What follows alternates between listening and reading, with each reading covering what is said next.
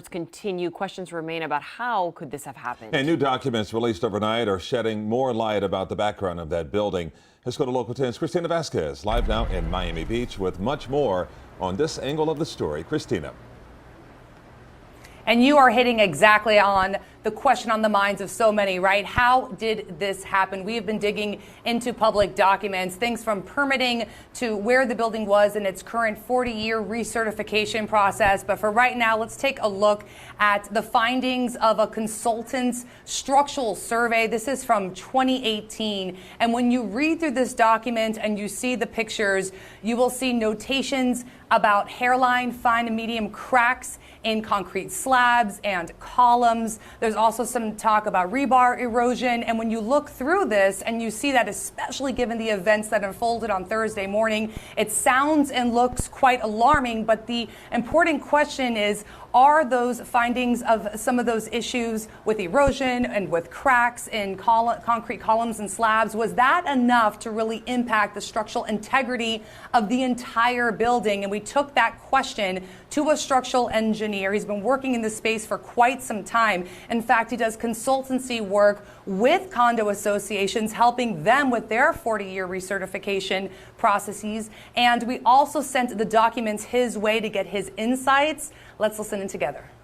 The pictures that I've seen really do not show substantial structural damages of the column, something that would be indicative of stresses rather than, let's call it, wear and tear corrosion. These things are very unlikely to cause the building to collapse. Can they cause a balcony or piece of chunk of balcony to fall down? Yes, but the whole building is a result of these things.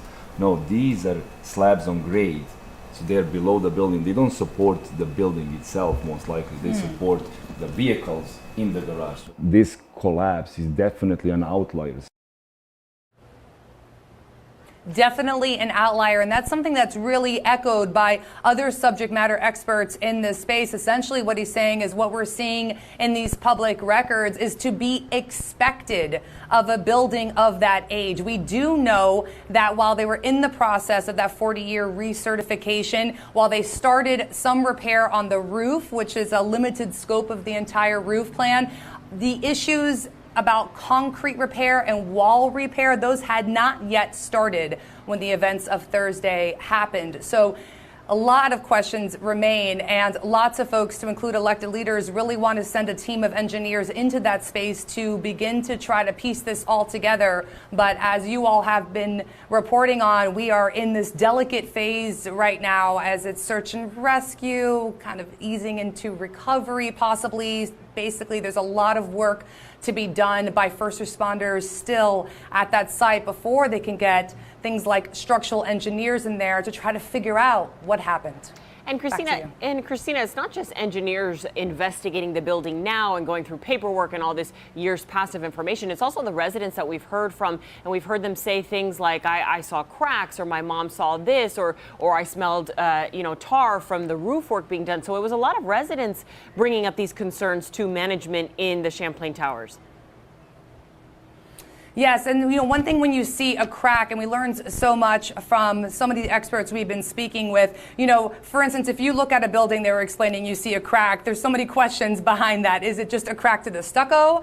Is it a deeper crack that's actually impacting the structural integrity of, let's say, that column? The point is, though, for folks who do this work, they're saying that a lot of what they're seeing in these reports, things that the residents are talking about, that these weren't to the degree by which they were concerned, or it would appear the engineers definitely at the time were concerned, that this was something that was a structural integrity issue. I mean, keep in mind, when he says it's an outlier, one of the things we're hearing from experts in this space is there are so many buildings across Florida. In Miami-Dade County, every building that's 40 years old or has to go through this recertification process. I'm coming to you live from a building that's 50 years old, already went through that process, standing on a balcony that's being repaired once again. This is very common, but we don't see buildings completely collapse. Everyone talking about that report from 2018. Christina Vasquez, live for us. Christina, thanks a lot.